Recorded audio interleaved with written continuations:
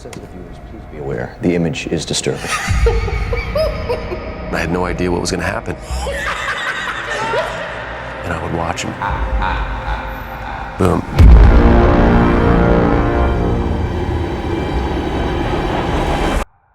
That's what acting's all about. Rarely do you watch a movie and think to yourself, am I watching an actor at work or am I watching an actual person? But Heath Ledger's portrayal of the Joker is a beautifully terrifying thing to watch. Good evening, ladies and gentlemen. We are tonight's entertainment. Even though The Dark Knight is a Batman movie, it feels like the Joker is in control throughout the entire thing. Back when it first released, it made you feel like no one was safe. Not even the people next to you in the theater. I'm gonna make this pencil disappear.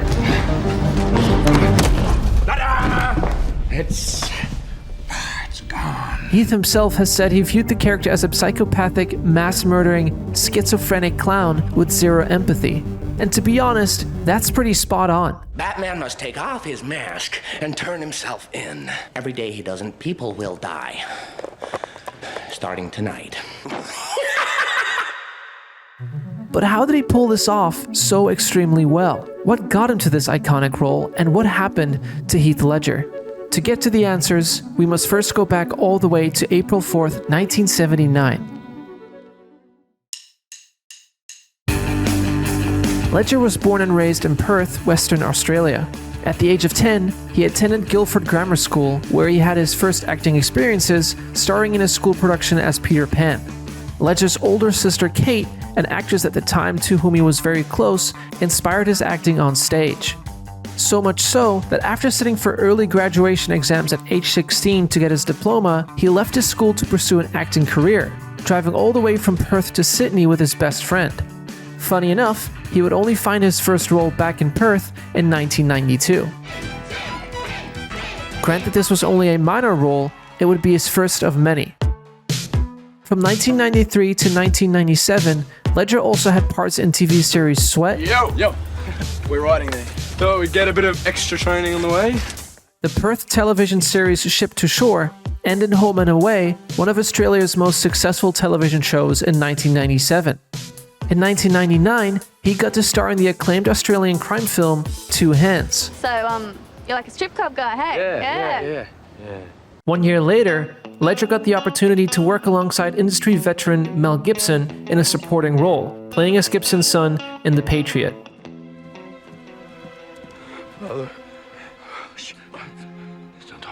Don't talk.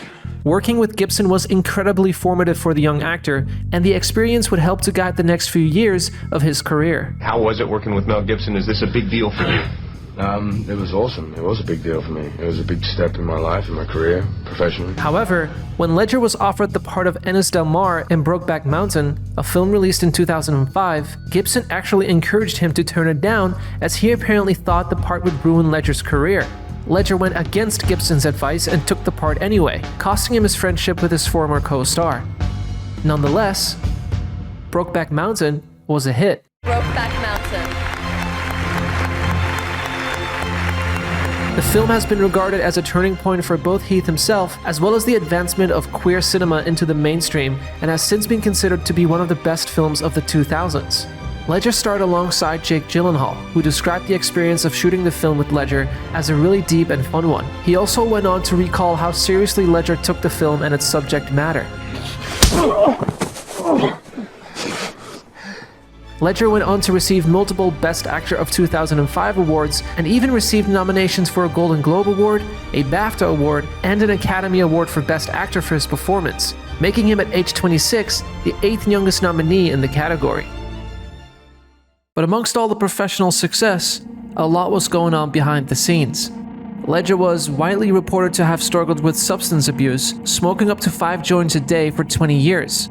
He also stated in an interview with New York Times that getting to sleep was hard when taking on roles, as he kept thinking about them. To solve this, he started taking Ambien pills, a medication primarily used for short-term sleeping problems. As a result of that not doing the trick, he kept taking more.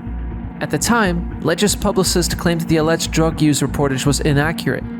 Little did anyone know that this would result in Ledger's darkest chapter yet. After Brokeback Mountain, Ledger co-starred with fellow Australian Abby Cornish in the 2006 Australian film Candy, an adaptation of the 1998 novel as young heroin addicts in love attempting to break free from their addiction. Ledger was nominated for 3 Best Actor awards, and shortly after the release of Candy, he was invited to join the Academy of Motion Picture Arts and Sciences. Around the same time, Warner Brothers had made huge successes with the Spider-Man and X-Men franchises, and with the dawn of the superhero movie era on the horizon, the studio knew they'd have to rehabilitate Batman on the big screen sooner rather than later, and to do so, they hired director Christopher Nolan.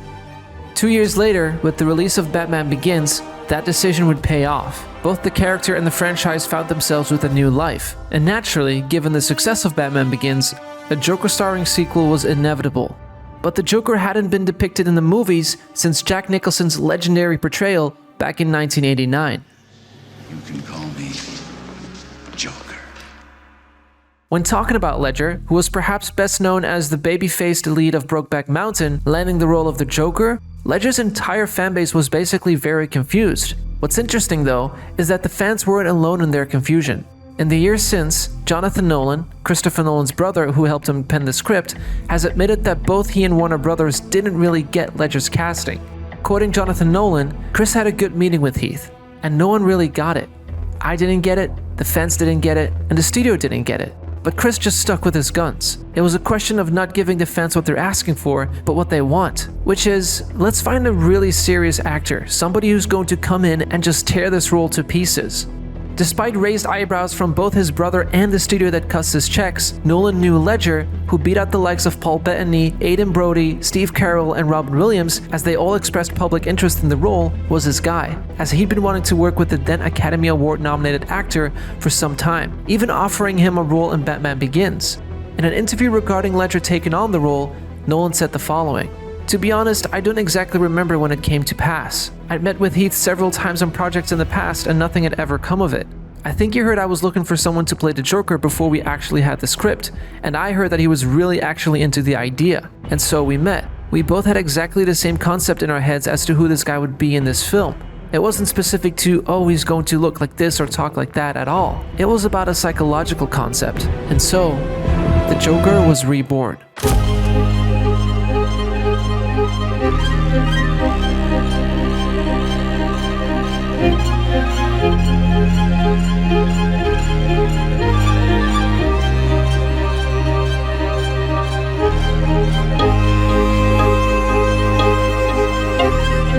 What was Heath Ledger like to work with? That's what acting's all about.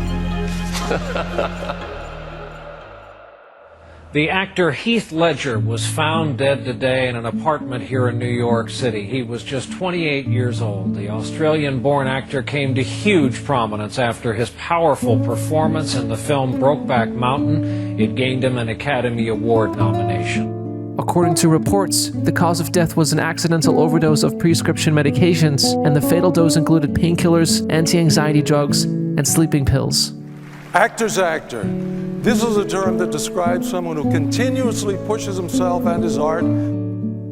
Heath Ledger, as the Joker in The Dark Knight, kept us all on edge, anxious to see what act of appalling mischief he might commit next. Ledger's performance in The Dark Knight continues to set the bar today, and will always be remembered as one of, if not the best Joker portrayal of all time. And the Oscar goes to Heath Ledger in The Dark Knight.